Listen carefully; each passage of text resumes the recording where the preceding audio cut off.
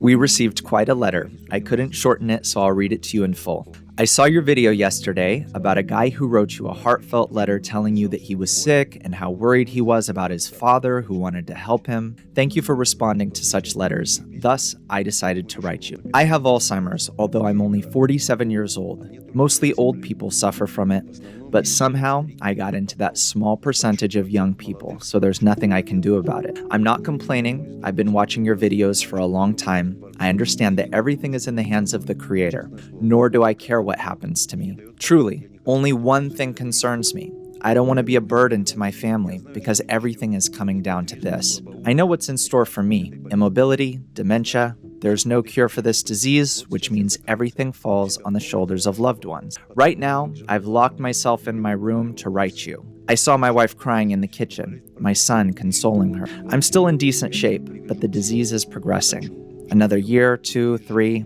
and I'll weigh everyone down. I do not want that. What should I do? Should I end my life? I know it would be terrible for my wife, but on the other hand, she's still young.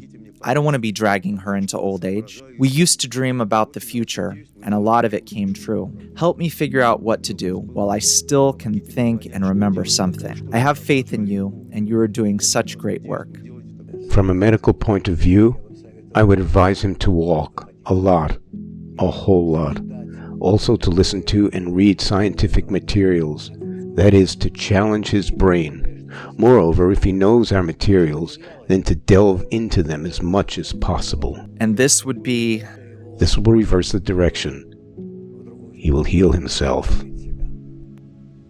Let me ask this. Can a person not become a burden?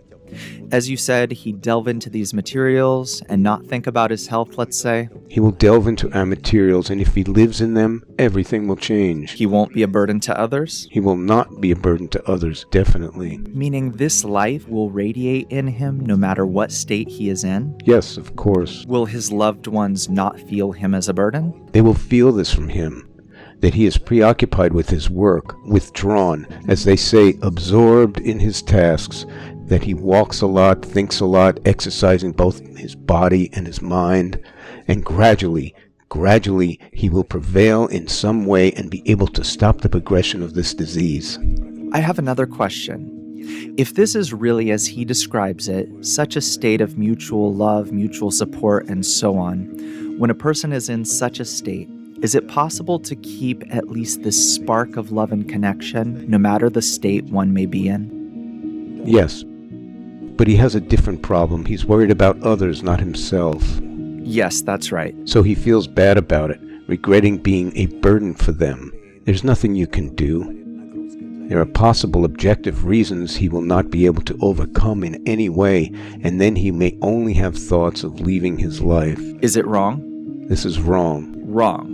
So why are such thoughts, such states given to a person from above? Please tell me. To correct the soul. Whose? His or the loved ones? His soul and theirs, his friends, acquaintances, relatives.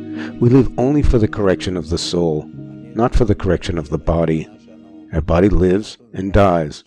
That's how it is. This is our animal level, but we have to think about the next level. If we realized this is so, that everything is given to us for the correction of the soul, how would our worldview change? We would have a different purpose in life to elevate our soul. Then our whole life would be aimed at a different goal. It would have a different meaning. We would exist in a completely new framework. We would treat each other differently. We would live differently. It would change everything. What would an incurable disease turn into then? It's quite possible that he would simply understand that this is not a disease, that this is the natural end of corporeal life, meaning of the body. It exists for a certain period of time in order to allow the soul to develop afterwards. What does it do to a person? Does it give him some freedom? Of course, everything happens completely differently. I'll ask you one last question. I didn't plan on it, but it suddenly occurred to me. Your teacher's wife could not move for 5 years. She was practically paralyzed. Yes. And I know, as you told us, they loved each other very much. True. How did he feel, and how did she feel about what was happening? She couldn't do anything. She couldn't even talk. Right. She was completely paralyzed, and he took care of her and did everything he could. It's incredible when an 85-year-old man, a man at that age, takes care of his paralyzed wife. Was it because of their connection? Was this the only reason? Yes, they loved each other. You're saying the word loved. That's how it is? It wasn't simply a habit of 50 years of life. It really was love. How did they get to such a state? Well, these were elevated souls. Very elevated souls.